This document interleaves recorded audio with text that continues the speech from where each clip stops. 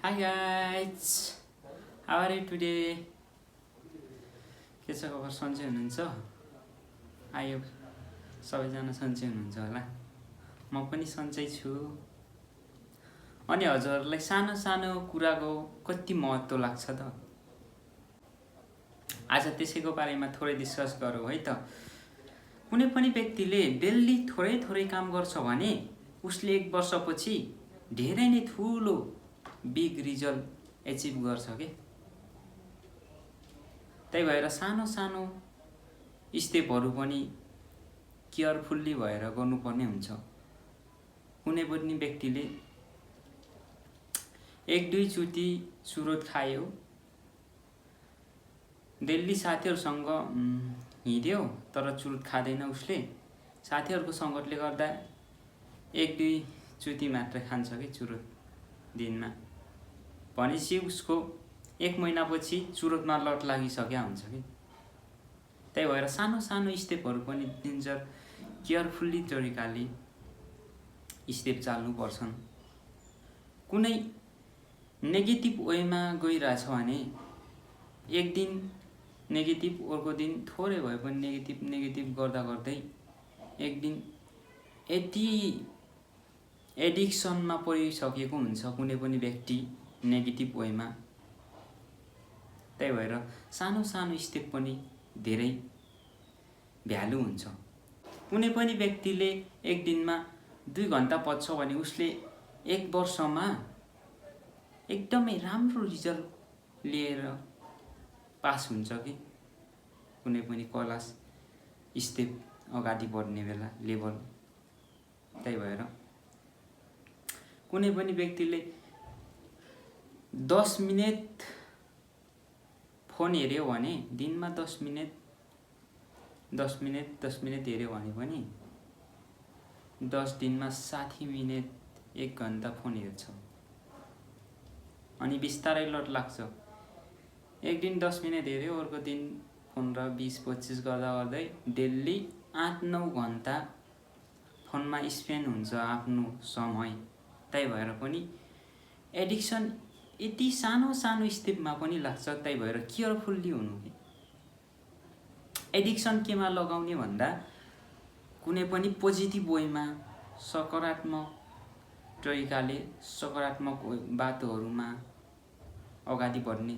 जस्तै कि दिनमा 10 पेज बुक रिडिङ गर्यो भने पनि 1 वर्षमा 12-13वटा बुक पढ्न सकिन्छ।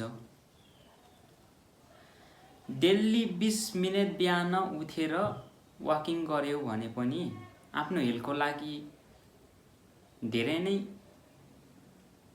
हेल्पफुल हुन्छ के। हेल्थ फिटनेस हुन्छ, मोटोपन त्यति आउँदैन 20 मिनेट वाकिङ गर्यो भने पनि।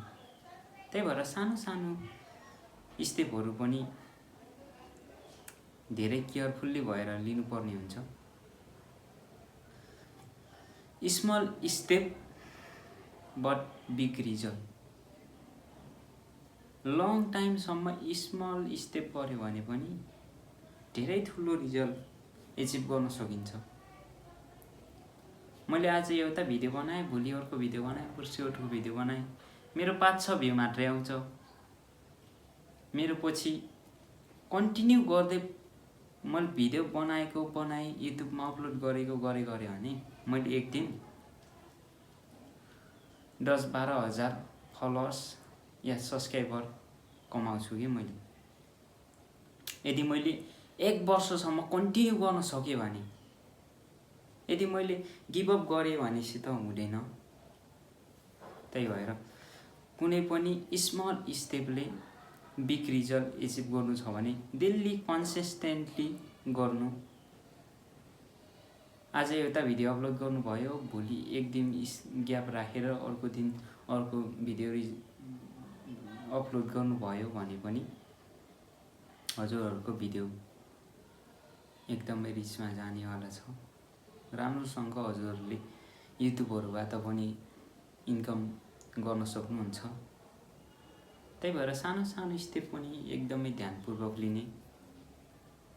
1 दिन न हो 2 दिन न हो भनेर कुनै नकारात्मक दृष्टिकोण आफूमा लिनु हुँदैन। सधैँ सकारात्मक पक्षमा अगाडि बढ्ने, सानो सानो स्टेप भए पनि डेली चढ्न सक्यो भने एक दिन ठुलो रिजल्ट हामीले पाउन सक्छौँ।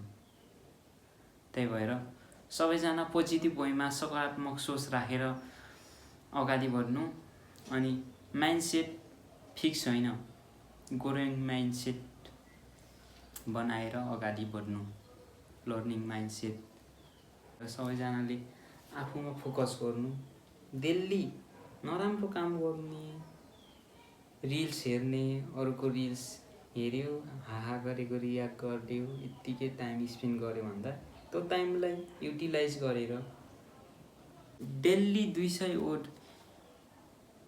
राइटिङ गर्यो भने पनि 1 वर्षमा हजुरले एउटा बुक लेखिसक्नुहुन्छ कि।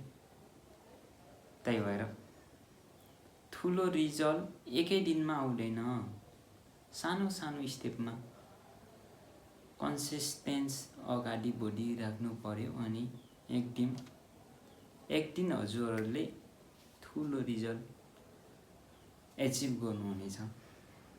हस्त बेस्ट अफ लक सबैजनालाई गेट फ्युचरको लागि। By by.